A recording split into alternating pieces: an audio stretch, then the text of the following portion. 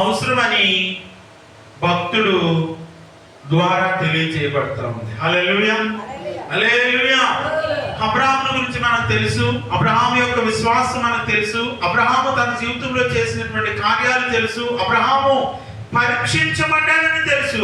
పరీక్షించబడినప్పటికీ కూడా అక్కడ నుంచి ఓడిపోలేదు, జారిపోలేదు. కానీ ప్రియమైన దేవుని బిడ్డలారా, ఆ పరీక్షలో నిలవబడ్డాడన్న సంగతి కూడా మనందరికీ తెలుసు. ప్రియమైన దేవుని బిడ్డలారా, ఇప్పుడు అంటాడు, యెహోవా దేవుడు మాట్లాడుతున్నాడు. ఏమని మాట్లాడుతున్నాడు అంటే, ఐ వాంట్ టు అబ్రహాం. ఏమంటున్నాడమ్మా?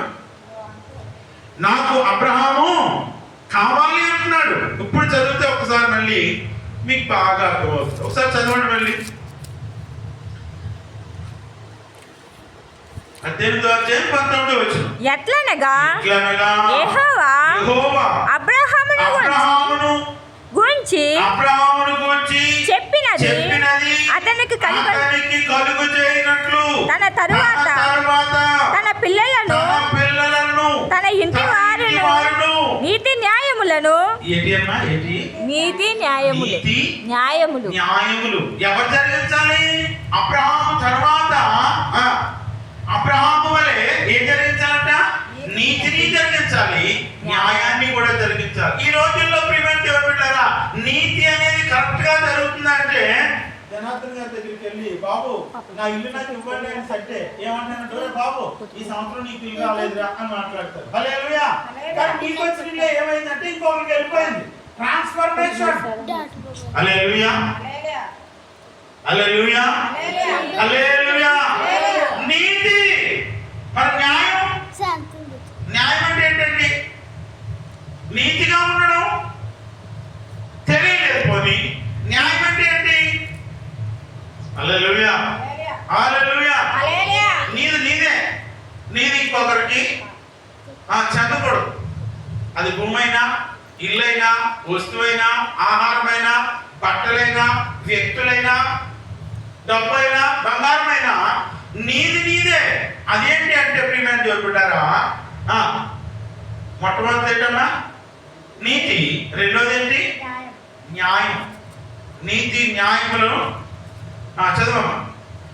నీతి న్యాయములు జరిగించుచు యెహోవా మార్గమును గైకొనుటకు అతడు వారికి ఆజ్ఞాపించినట్లు నేను అతనిని నెరిగి ఉన్నాను. హల్లెలూయా, హల్లెలూయా, హల్లెలూయా. నువ్వు ఎంతమందికి తెలుసు?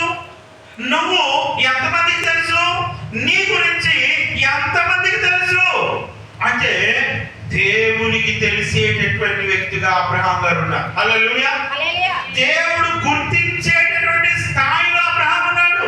యెహోవా దేవుడే అబ్రహాము మీద దృష్టి పెట్టి ఇశ్రాయేలీయులతో మాట్లాడుతున్నాడు. ఈ రోజు నీ కుటుంబం వారు, ఈ రోజు నీ కులంలో ఉన్నవారు, ఈ రోజు నీ గ్రామంలో ఉన్నవారు, ఈ రోజు నీకు తెలిసిన వారందరూ, నువ్వు చదువుకుంటున్న స్థానంలో, నువ్వు ఉద్యోగం చేస్తున్న స్థానంలో, నువ్వు వ్యాపారం చేస్తున్న స్థానంలో, నువ్వు కూలి పని చేస్తున్న స్థానంలో, నువ్వు ఎక్కడున్నా కానీ నిన్ను గురించి తెలిసిన వ్యక్తులు, భక్తులు ఉన్నారంటే ఉన్నారని చెప్పాలి. ఉన్నట్టుగానే నువ్వు మసులుకోవాలి. ప్రియమైన దేవుని బిడ్డలారా, హల్లెలూయా. కొంతమంది మాట్లాడతారు, ఆడున్నా ఒకటే లేకపోయినా ఒకటే, ఆమె ఉన్నా ఒకటే లేకపోయినా ఒరిగేదేమీ లేదు ఇక్కడ అని చెప్పి మాట్లాడుకునేటటువంటి మాటలు మనం పలుమార్లు వినకపోలేదు అని దేవుని సేవకులుగా నేను తెలియజేస్తున్నాను. హల్లెలూయా, హల్లెలూయా, హల్లెలూయా. అబ్రహాము ఎందుకు పిలిచాడు? అబ్రహామును ఏ రీతిగా తన తల్లిదండ్రుల ఇంట్లో నుంచి పిలిచాడు? అబ్రహాము ఏ రీతిగా వాళ్ళ తల్లిదండ్రులతో నానా రకాలైనటువంటి సమస్యలు ఎదుర్కొని వాళ్ళకి సమాధానం చెప్పలేని స్థితిలో అబ్రహాము ఎక్కడి నుంచి వచ్చాడంటే తెరాహు తండ్రి అయినటువంటి ఇంటి వద్ద నుంచి దేవుడు పిలిచాడని చెప్పి ఎక్కడికో తను చూపించేటటువంటి స్థలానికి వెళ్ళిపోయినట్టుగా మనం చూస్తున్నాం. ఇక్కడ కూడా అదే మాటలు మనం చదువుకున్నాం. హల్లెలూయా. నేటి దినాల్లో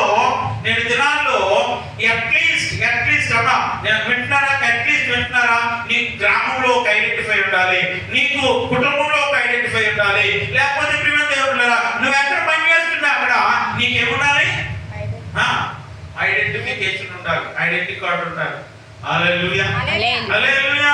లేదు. మంచోడైనా చెడ్డోడైనా అది అనవసరం, కానీ నీకంటూ ఏమన్నారంటే ఒక గుర్తింపు అనేది ఖచ్చితంగా ఉండాలి.